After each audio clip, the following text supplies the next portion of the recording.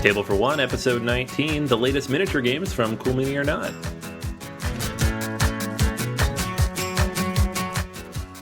Hey everybody, welcome back to Table for One. This is Episode 19, and this week we're going to talk about a couple of big releases from the last few months from Cool Mini or Not with solo variants.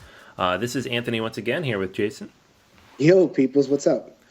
So we got a couple big games, both Kickstarters, both from Cool Mini or Not, and we wanted to talk about both of these together for a couple of reasons, primarily because they kind of have the same, oh my gosh, there's so much stuff appeal of Cool Mini or Not, but also they kind of have the solo variant thrown in, kind of added onto the game, and also gives us a chance to kind of talk about Cool Mini or Not in general, and you know, kind of some of the things that go with that, and backing their games and buying their games post-market as well. So yeah, it's kind of an old topic. It's been talked about, but I guess 2 years out. Now that we have a whole bunch of games from them, we can kind of step back and assess. All right, is this is this where we want to go with the hobby? Is it working? Are people happy with it or resigned to it or whatever it is? So we just figured we'd check in. We're not going to let Cool Mini or Not get away with it. Yeah, well, I think a lot of people out there have strong opinions on this too, so you can see where you land on the scale with us. But before we get to that, we wanted to talk about the games, because it's all about the games. So we were going to dive through Masmorra, Dungeons of Arcadia. This is the one that just shipped. It was backed Kickstarter, I think, last spring, so it actually shipped within a year, which is a rarity these days. And then the others, which I think that shipped in the fall, so that was out in September, October for everybody. Both of these games are not solo by design. They both have solo variants in various different ways. So we're going to be talking a little bit about what the game is in general, and then what the solo version does differently, and then kind of what we think of those. So I'm going to kick things off with Masmorra, Dungeons of Arcadia. This is one that I did back, full disclosure. And I will tell you up front, the reason I backed this game is because I'm a big fan of Arcadia Quest, and when they threw in the conversion kit, so I could use the miniatures from this in that, I was like, what the heck? I didn't really read up much on the game, and didn't have a ton of interest in a dungeon crawl with dice. So how that affects my opinion, you'll find out in a minute. But in general, the reason I'm on board this game is because of the IP, not because of the game itself. Now, as for the game itself, it's a dungeon crawl with dice. And what you're going to be doing is your people are still miniatures. You get all the same Arcadia Quest style miniatures. You have your little player board. You'll have a couple of ability cards that you'll gain access to as you level up. And you're going to be moving through the dungeon, interacting with different rooms, rolling dice to get different action abilities. Some are move, some are attack, some are ranged attack, some are defense.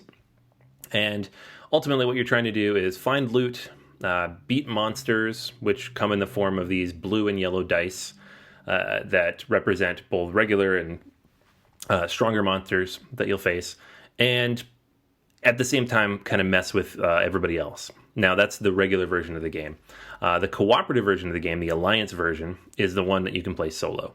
And the game comes with 3 versions. There's the regular game, in which case it's just a regular dungeon crawl, a race to get to the first person to get to the victory point or experience point tier. Then there's like an epic version in which you face the main boss in the box set here.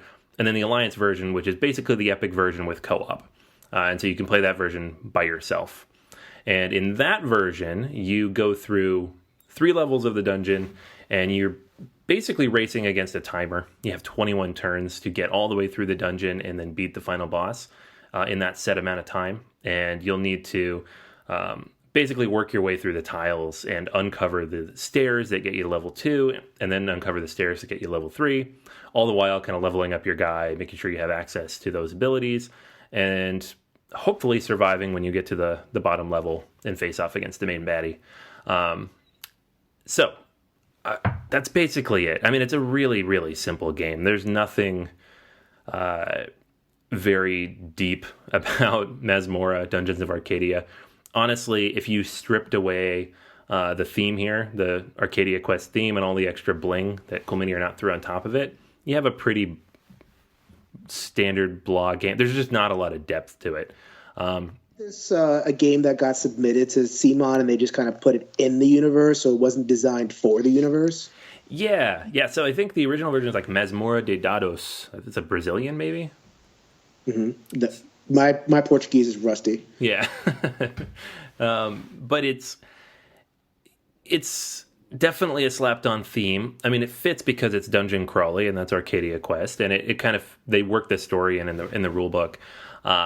But I gotta say, like, I didn't mind the PvP version, the kind that kind of plays off the Arcadia Quest style of game, just because it was quick. It takes like 30-40 minutes, and my son could pick it up really quickly. So I think this is a great intro level dungeon crawl if you have children. But the co-op alliance version that you can play solo was just a little bit boring. I don't know how to describe it. You're rolling dice and then rolling them again and then rolling them again. And there's a lot of upkeep, surprisingly, because you have to keep track of every round you're going to be spawning new monsters and moving them towards yourself. And then you have to move the round marker and you have to make sure everything's in the right place. You need to pull the tiles. And just not very much interesting happens because you're not interacting with anything except for these dice. And they're the same dice over and over again. And they're just dice. It's not particularly hard to kill any one of these monsters, especially if there's nobody else messing with you. Now, there is an evil deck that occasionally throws wrenches at you and like makes certain things cost more, increases the defense of the bad guys, but it's really not hard at all until you get to the bottom level, and even then it's not too hard. The reason that it's hard at the bottom level is just because you're starting to run out of time, and that could be frustrating, you know? Like, oh, I'm about to beat him. I'm a round short. Okay, well, I lose. Woo! I don't know, man. Have you had a chance to play this yet?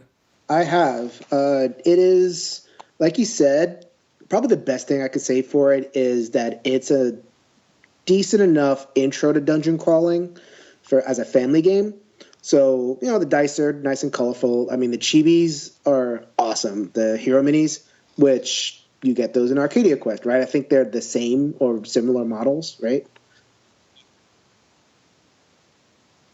Yeah, so the sculpts are, pretty awesome, and the graphic, the game like looks pretty, so that wow factor to draw your kids in. But this is a forgettable game. I mean, it, like you said, a lot of upkeep.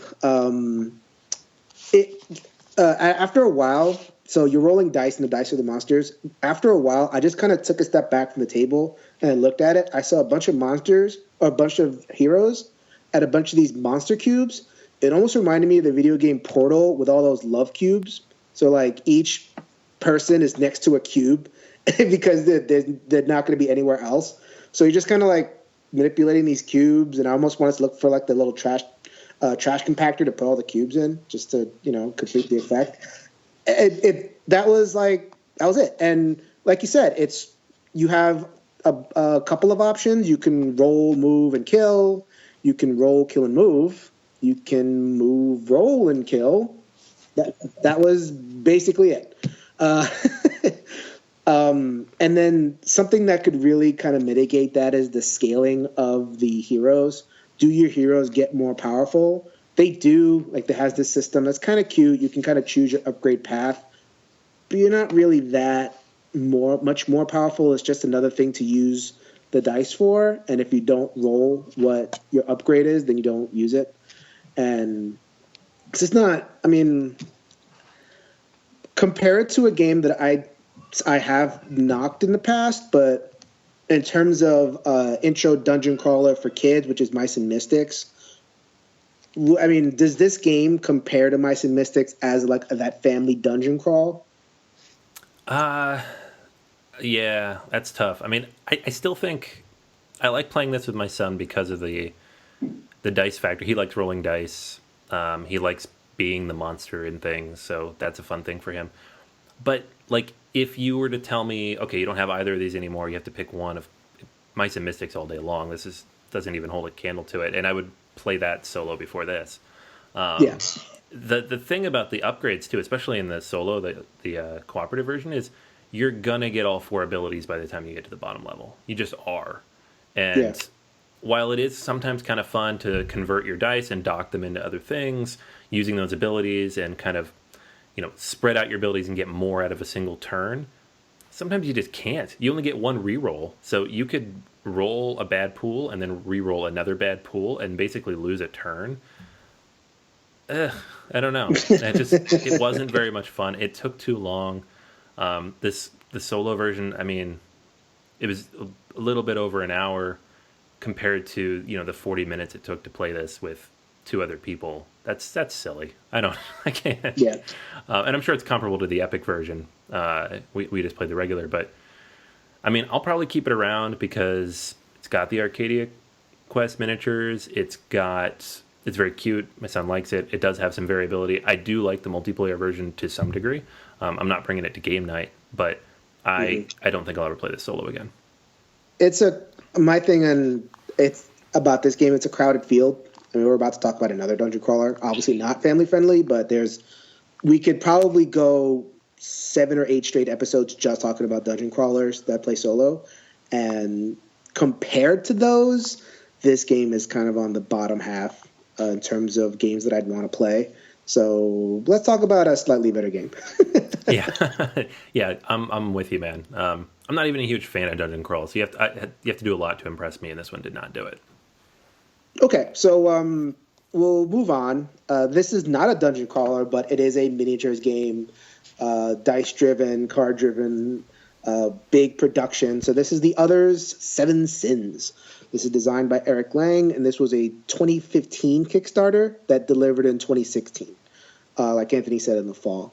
So this is naturally a one-verse minigame where one Overlord player controls the bad guy, which in this case are hideous, sinful monsters like pride or wrath, the monsters of wrath, the monsters of envy, the monsters of gluttony, that kind of thing. And then everyone else is working cooperatively to accomplish some kind of goal.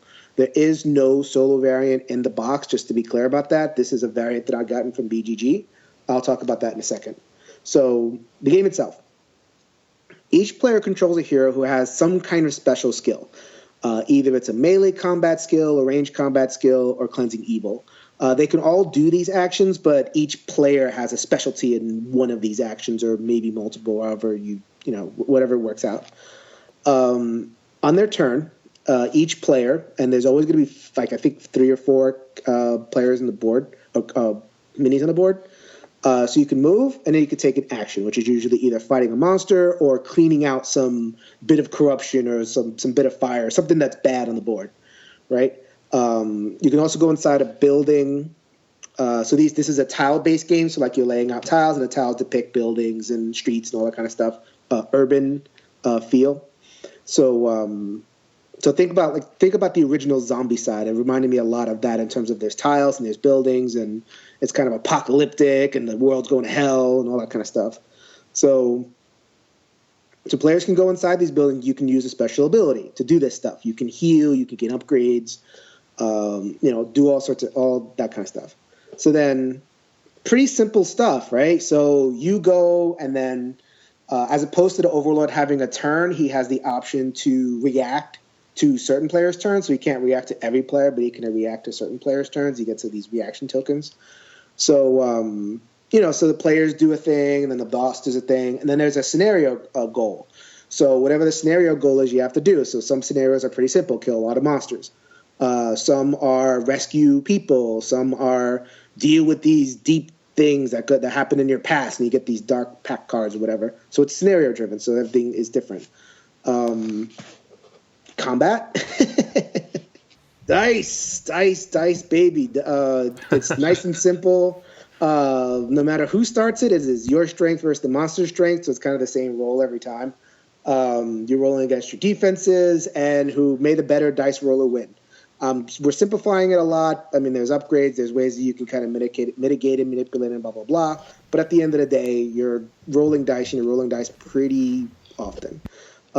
So part of what makes this game really cool and stand out is the corruption mechanic that for each character. So because you're in this post-apocalyptic hell and you don't have a lot of resources available to you besides the dark side or whatever they want to call it, the game represents that by being able to corrupt yourself, which is this track. And the more you corrupt yourself, the more powerful you can make a certain roll. So let's say you're halfway through your corruption and you really need to make a roll. It's like, okay, I'm going to corrupt myself. I get +1 die, I get +1 success, I get +1 shield, and boom, I'm going to make this big roll. You can't do that too much because once you're fully corrupt, you take a whole bunch of, or you can take a whole bunch of damage and you just die quicker. So it has that cool kind of back and forth. So you're almost struggling against the board and your own character, which is pretty neat. I kind of like that. So you're doing that. That's what so that's what the heroes are doing, and you're accomplishing your scenario goal. The Sin player, like I said, is reacting to the player's turns. What he's doing is he's controlling the characters, the little monsters on the board. He's also playing cards from a special Sin deck and using that to try to kill the players. He's not there as a DM trying to ensure that everybody has a good time. He is trying to win, which I appreciate that a little bit. I'll go into the solo mode. I will thank BGG user Pocket Gnome for building a simple solo engine. A couple of other people have had cracks at this. Basically, it's has basic rules for spawning monsters and moving monsters and everything, and it also automates the Sin deck so that you're pulling a card and you can either nothing happens or something gets in your way. So it's kind of an alternative deck. So pretty cool. If you really like this theme, this is a pretty cool way to get this to the table without having to mess with, rope somebody into being the overlord. So that's the two main reasons I think this game is cool are the fact that the Sins player has a lot of options to kick your butt and the corruption mechanic for the heroes. And it's just a solid game overall. Anthony, I think you mentioned you had a chance to play this.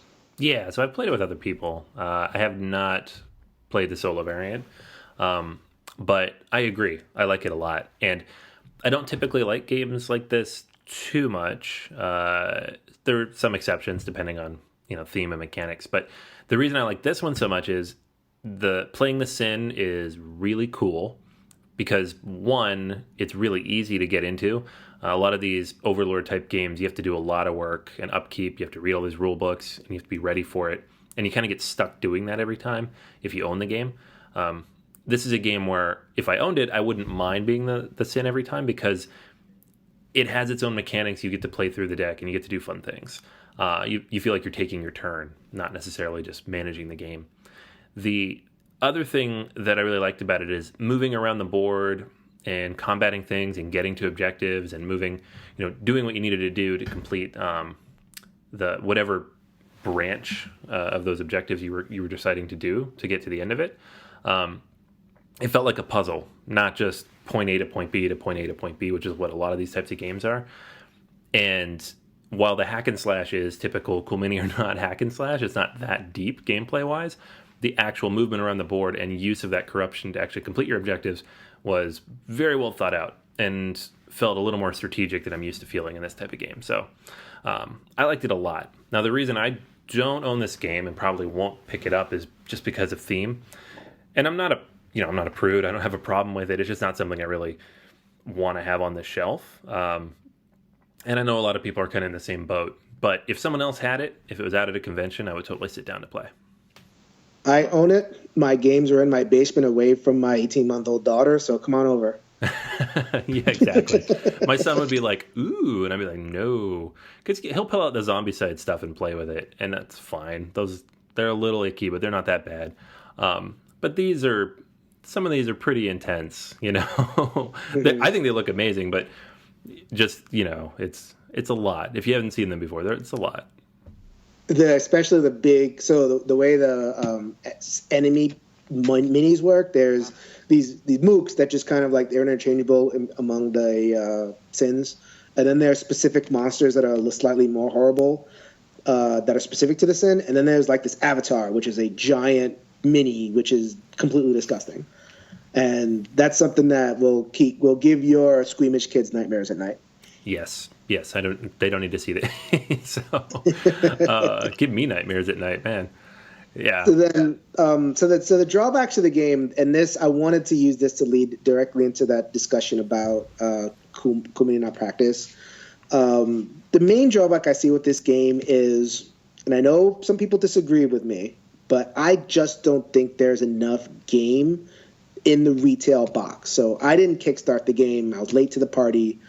I saw it on sale at Cool Stuff, so I'm like, why not? I've been curious about it. So I got the retail version, and you get 7 heroes, and the way the game works, all 7 heroes are available in the first game. So when your character dies, you pull another hero in, and that person that's your new character. So characters are going to die, and so you're going to see every hero basically in your first run through. So then on the sin side, there's 2 sins in the box. I think it's, Pride and Sloth, something like that. So there's 7 sins, right? What happened to the other 7 sins? Well, you either back the game at $100, which is the MSRP, but on the Kickstarter, $100 got you all 7 sins, and it got you all this extra stuff, right? So I think they said $300 MSRP for $100 if you backed it. So you get 5 extra sins, you get I think a whole nother team of heroes and a bunch of these other monsters. You just get so much more. And I know people sometimes say, oh, well, you get enough in the box, you should be happy. I see every hero in the very first game. I see 50% of the monsters, maybe more, in the very first game. The scenarios are a bit different, but the fighting isn't. Like, it's just rolling, really, which is cool, but it's not different. So I feel like I've experienced over half of what a game like this has to offer in my first play, which is that enough gameplay in the box to justify $100 MSRP?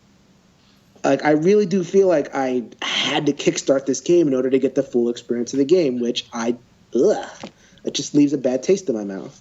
Yeah. This one in particular, I think, is super guilty of that. Like, I hear a lot of people complain about Blood Rage, but I don't like. Blood Rage is a good game out of the box, regardless of whether you have all the extra stuff or not. This game feels incomplete. It feels like that EA video game model of, here's a $60 game, and now give us another $60 for the season pass, and then in 2 years we will release a second game that actually has all the content you actually wanted.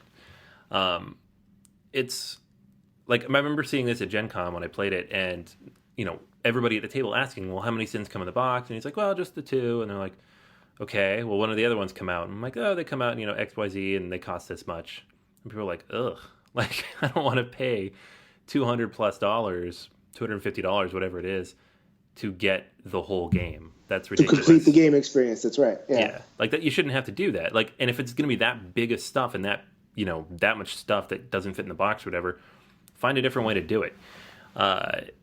I think this is probably one of the most egregious ones, but I mean, Cool Mini or Not does this with almost every game, and yeah, like Masmorra had most of what you needed, but they still limited the characters, so you only got 4 out of 12 in the retail box. Yeah, you only get 5, so there's only 5 characters to choose from in the retail.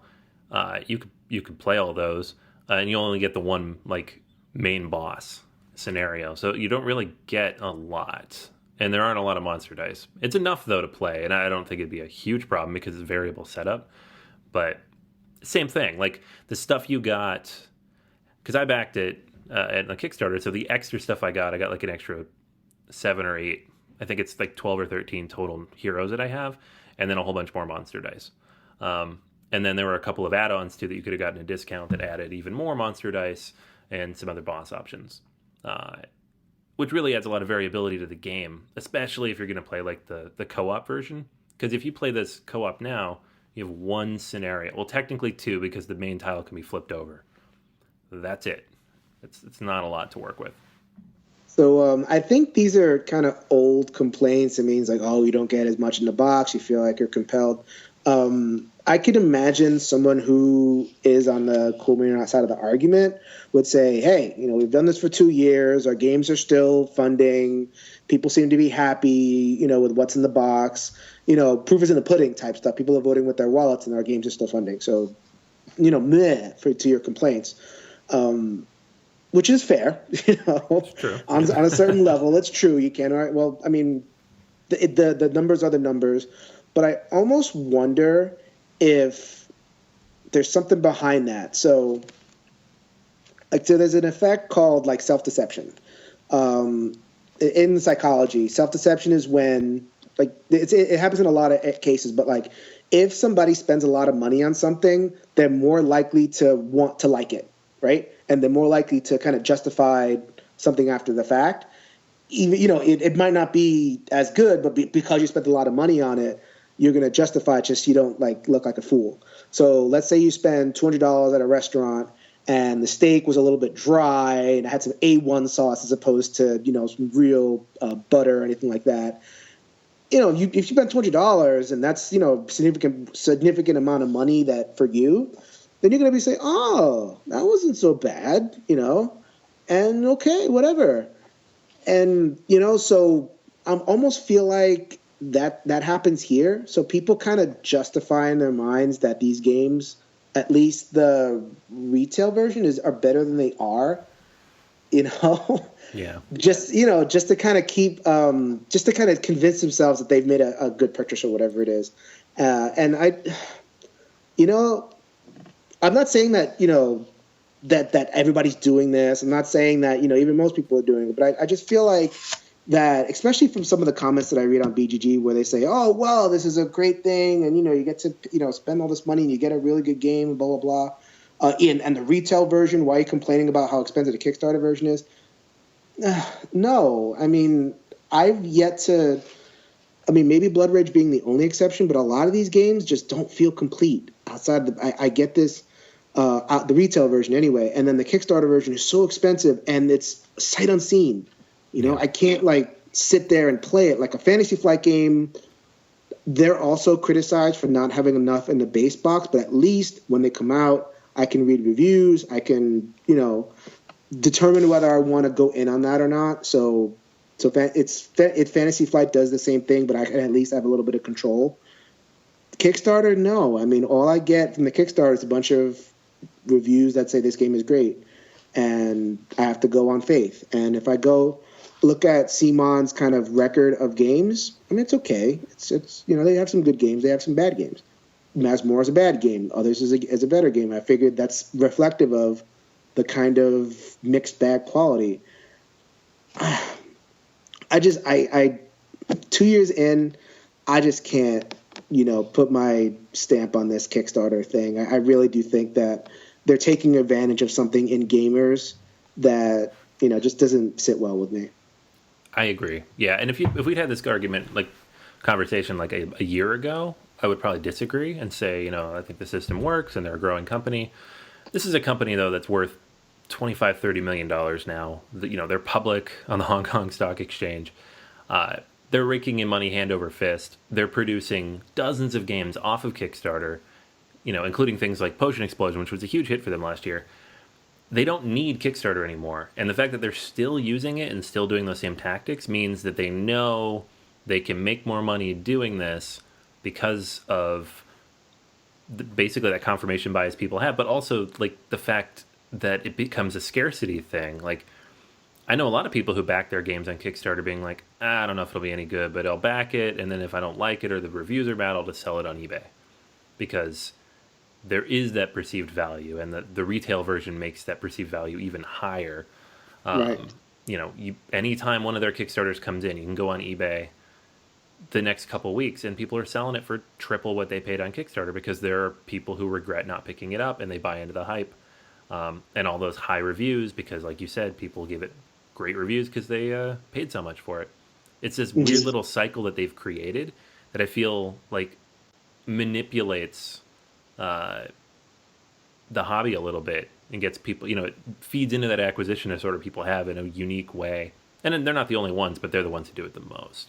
Yeah, so what is that? I think they talked about it on Dice Tower recently that they don't want, like, that feeling that you don't really want to be left out. Mm-hmm. So, what is a Kickstarter? Kickstarter's a time-limited thing, and then when it's over, you are left out.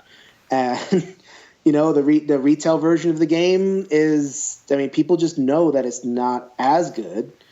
So they're going, I got to have whatever. I got to have this extra stuff. I got to have this. And it's essential stuff to the game. I don't mind.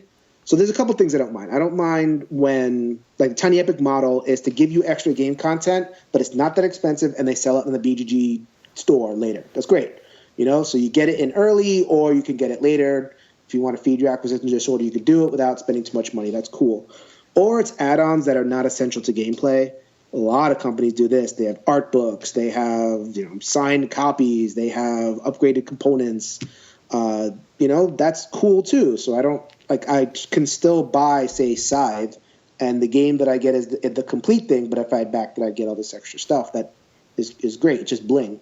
So, but with CMON, they give you essential game content, and if you wait till after the fact to buy the stuff that they bother selling, man, it's expensive. And when they make some of it exclusive, most of their exclusives are this extra figure or these extra tiles. And, unless you're a completionist, who really cares? It doesn't really change the game too much. But occasionally, something will be exclusive that legitimately should not be. And the only way you can get it after that is go to a con or something. Yeah, for the others, is a whole other team of heroes that's exclusive. Yeah, it's like that's significant because, like you said, you roll through those heroes so quickly. Yeah, I don't know. Like, I've slowly gotten a little down on this model just because of what it does, what the impact is. And I think the thing that annoys me the most is really it's just not necessary anymore. They're a big company. They don't need to do this. So we definitely speak as people. Like, we don't want to bash games. I think we're generally positive when it comes to games and all that kind of thing. But I think Anthony and I are in agreement that when it comes to budget, we're both, working people. We only have so much shelf space. We only have much budget space and everything. So, we want to give, companies the benefit of the doubt. They want to make money and everything. But there's a lot of different ways to do it. I'm very happy to spend money.